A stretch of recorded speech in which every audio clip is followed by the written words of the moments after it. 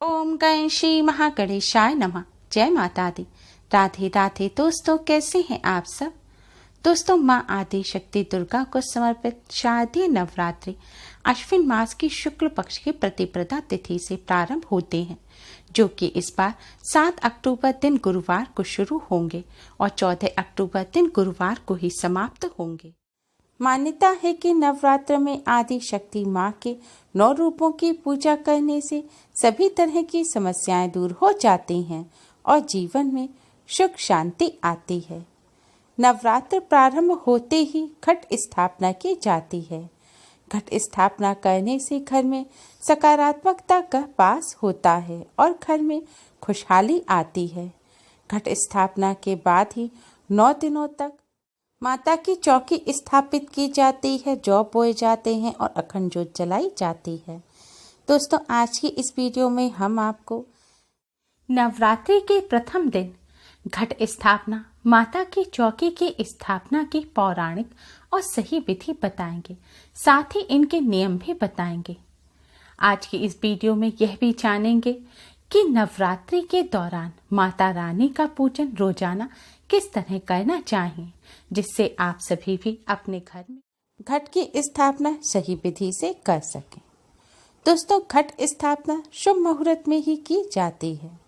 घट स्थापना प्रतिपदा तिथि के पहले 1/3 हिस्से में कर लेनी चाहिए। इसे कलश स्थापना भी कहते हैं। कलश को सुख समृद्धि ऐश्वर्य देने वाला तथा मंगलकारी माना जाता है। कलश के मुख में भगवान विष्णु, गले में भगवान रुद्र, मूल में ब्रह्मा जी तथा मध्य में देवी शक्ति का निवास माना जाता है। घट के ऊपर जो नारियल रखा जाता है उसे भगवान श्री गणेश का रूप माना जाता है। नवरात्रि के समय ब्रह्मांड में उपस्थित शक्तियों का घट में आवाहन करके उसे कार्यरत किया जाता है। इससे घर की सभी विपदादायक तरंगें नष्ट हो जाती हैं तथा घर में सुख शांति तथा समृद्धि बनी रहती है। घट में 9 दिनों तक समस्त देवी देवताओं के साथ साथ भगवान श्री गणेश, नवग्रह और नव दुर्गा माँ विराजमान रहती हैं। दोस्तों, घट स्थापना सदैव शारदीय नवरात्रि के पहले दिन और शुभ मुहूर्त में ही की जाती है।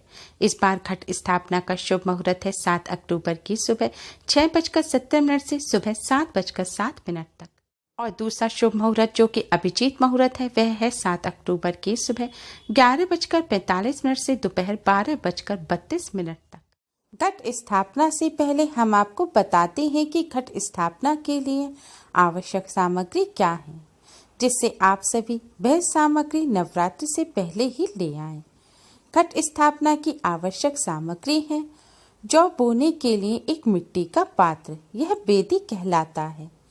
मिट्टी का पात्र आपको ऐसा लेना है जैसे पात्र में हम आटा मढ़ते हैं, जिसे परात कहते हैं, यानी कि चपटा पात्र लेना है। जौ बोने के लिए शुद्ध साफ की हुई मिट्टी में कंकर पत्थर ना हो। आप मिट्टी को हाथों से साफ कर लें या मोटी छल्ली से छान भी सकते हैं। पात्र में बोने के लिए जौ ना मिले तो आप गेहूं भी ले सकते हैं। घट स्थापना करने के लिए मिट्टी का कलश मिट्टी का ना हो तो आप सोना, चांदी या तांबे का कलश ले सकते हैं। ध्यान रखें, इसके लिए आप स्टील का कलश ना लें। कलश में भरने के लिए शुद्ध जल और गंगा जल ना हो तो किसी भी तीर्थ का आप जल ले सकते हैं। रोली, मौली, इत्र व पूजा में काम आने वाली साबुत सुपारी, दूर्वा, कलश में रखने के लिए सिक्का, इसके लिए आप चांदी या सोने का सिक्का ले सकते हैं। चांदी या सोने का सिक्का ना हो तो आप सादा 1 रुपए का, 5 रुपए का सिक्का भी ले सकते हैं। पंचरत्न अगर ना हो तो कोई बात नहीं, आप सिर्फ सिक्का ले लें। पंचरत्न अगर लें तो हीरा, नीलम, पन्ना, माणक और मोती लें। अब आप अशोक या आम के 5 पत्ते लें। कलश ढकने के लिए मिट्टी या तांबे का ढक्कन लें। ढक्कन में रखने के लिए और पूजा के लिए साबुत चावल, एक पानी वाला जटा वाला नारियल, लाल कपड़ा, फूल माला, फल तथा मिठाई, धूप, दीप, लौंग का जोड़ा, कपूर और घी। माता रानी के श्रृंगार के लिए लाल चुनरी, चूड़ी, बिछिया, इत्र, सिंदूर, महावर, मेहंदी, काजल, चोटी, गले के लिए माला या मंगलसूत्र, पायल, नेल पॉलिश, लिपस्टिक, चोटी में लगाने वाला रिबन या रबड़, कान की बाली, लाल चुनरी या साड़ी आप अपनी इच्छा के अनुसार माता रानी को अर्पित करने के लिए 16 श्रृंगार की सामग्री ला सकते हैं। साबुत हल्दी की गांठ, लकड़ी का पट्टा यानी कि चौकी। दोस्तों, सामग्री के बाद आइए अब जानते हैं कि घट स्थापना, माता रानी की चौकी की स्थापना और ज्वारे बोने की सही और पौराणिक विधि क्या है। चौकी की स्थापना। घट स्थापना के लिए आप नवरात्र के पहले दिन सुबह जल्दी उठकर स्नान करके स्वच्छ वस्त्र धारण करें। अब अपने मंदिर के पास उत्तर पूर्व दिशा को साफ करें और वहां गंगा जल का छिड़काव करें। अब एक चौकी रखें। चौकी के ऊपर आप लाल रंग का साफ कपड़ा बिछाएं। अब माता रानी की प्रतिमा को स्नान कराएं और स्वच्छ और नए वस्त्र पहनाएं और एक लाल रंग की चुनरी उड़ाएं और चौकी पर स्थापित करें। अगर माता रानी की प्रतिमा ना हो तो तस्वीर को साफ कपड़े से पोंछकर लाल चुनरी उड़ाकर आप चौकी पर स्थापित करें। अब आप साबुत चावलों में सूखी हल्दी मिलाकर उन्हें पीले रंग का कर लें। इसके बाद जौ बोने के पात्र को पानी से धोकर साफ कर लें। फिर कुमकुम से आप जौ बोने के पात्र पर स्वास्तिक का चिन्ह बनाएं। इसके बाद माता रानी के दाहिने यानी कि राइट हैंड की तरफ आप जमीन पर एक मुट्ठी चावल रखकर उसके ऊपर इस पात्र को रख दें। अब इसमें साफ की हुई मिट्टी डालें और पानी में भिगोए हुए जौ डालें और फिर से थोड़ी सी मिट्टी डाल दें। ध्यान रखें आप इसके लिए अंकुरित जौ ना लें। अब कलश स्थापित करने के लिए आप एक साफ कलश लें, उसमें शुद्ध जल भरें। अब आप इस कलश के गले पर 3 बार कलावा लपेटें और एक गांठ लगाएं। कलावा आपको क्लॉकवाइज लपेटना है। ध्यान रखें आप इसके लिए अंकुरित जौ ना लें।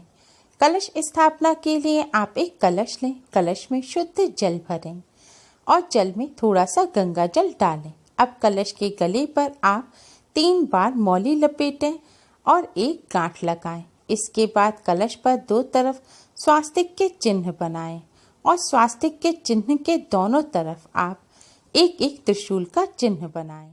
स्वास्तिक और त्रिशूल का चिन्ह आपको रोली से बनाना है। इसके बाद माता रानी के लेफ्ट हैंड यानी कि बाएं हाथ की तरफ चौकी पर आप हल्दी से पीले किए हुए चावलों से एक अष्टदल कमल बनाएं। कमल के बीचों बीच आप इस कलश को स्थापित करें। इसके बाद कलश में आप सामग्री डालें। सभी सामग्रियों को पहले पानी से अच्छी तरह धोकर साफ कर लें और उनके ऊपर गंगा जल का छिड़काव करें। फिर सभी सामग्री जैसे दूर्बा, साबुत सुपारी, सिक्का, साबुत हल्दी की गांठ, पंचरत्न आप कलश में डाल दें। फिर थोड़े से चावल, एक चुटकी हल्दी और इत्र डालें। इसके बाद आप आम या अशोक के 5 पत्तों को पानी से धोकर साफ कर लें। अब इन पत्तों को आप कलश में रख दें। आपको पत्ते कलश में इस तरह रखने हैं कि पत्तों की डंडी कलश के अंदर पानी में डूबी रहे और पत्ते बाहर की तरफ रहें। अब कलश के ऊपर आप मिट्टी का या तांबे का एक ढक्कन ढक दें। ढक्कन के ऊपर आप हल्दी से पीले किए हुए चावल रख दें। इसके बाद पानी वाला जटा वाला नारियल ने उसे पानी से धोकर साफ कर लें। अब नारियल को साफ लाल रंग के कपड़े में पूरी तरह से लपेट दें। इसके बाद नारियल के ऊपर आप 3 बार कलावा यानी कि मौली लपेटें और एक गांठ लगाएं। इसके बाद नारियल को चुनरी उड़ाएं और नारियल पर कुमकुम से तिलक करें। इसके बाद नारियल को आप कलश के ऊपर लिटाकर रखें। नारियल का गोल साइड आप अपनी तरफ करें और नुकीली साइड दूसरी तरफ करें। इस तरह कलश स्थापना संपूर्ण हुई। अब आप भगवान श्री गणेश को प्रणाम करें, नव दुर्गा माँ को प्रणाम करें, समस्त देवी देवताओं और नवग्रहों को प्रणाम करें और भगवान श्री गणेश के साथ नवदुर्गा माँ और समस्त देवी देवता नवग्रहों से आप आग्रह करें कि वह 9 दिन तक इस कलश में वास करें।